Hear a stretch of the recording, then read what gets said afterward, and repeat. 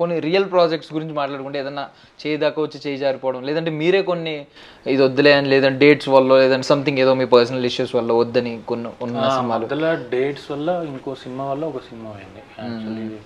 రీసెంట్గా Kingdom cinema, array మంచి రోజులు పాపం వాళ్ళు ఆల్మోస్ట్ 75 days ఇచ్చిండే. బట్ నాకు మధ్యలో ఇంకో ప్రాజెక్ట్ డేస్ అంటే మంచి రోజులు. బట్ అడుగుతా కూడా మంచి రోజులు అండి. ఎందుకంటే నాకు యాక్చువల్లీ అది లైక్ నాకు జెర్సీ సినిమా చూసినాక నాకు గౌతమ్ గారితో వర్క్ చేయాలని నాకు ఎట్లా అంటే ఫుల్ ఇంకా అంటే ఇట్లా యాక్టింగ్ చేపిస్తాడు యాక్టర్స్.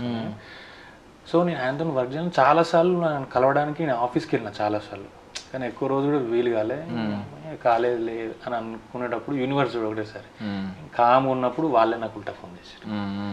గౌతమ్ గారి సినిమాలో ఫోన్ చేస్తున్నామండి, మంచి క్యారెక్టర్ ఉంది అని ఇట్లా అడిగిన. ఏం మంచి క్యారెక్టర్ లేదంటే ఇప్పుడు కొంచెం మంచి రోల్స్ చేస్తున్నా కదా అంటే, లేదండి మంచి రోలు అని చెప్పి నేను అబ్బా అనుకున్నా. కనిపోయింది బాబా, దేవుడు ఇచ్చినట్టే ఇచ్చి ఇట్లా, అరే నీకు ఎందుకు లేరా దా ఇక్కడ కూర్చో, ఎందుకు నువ్వు అంత తొందరగా ఎందుకు నువ్వు ఎదుగుడు ఇక్కడ కూర్చో, ఈయనే ఉండు అని చెప్పి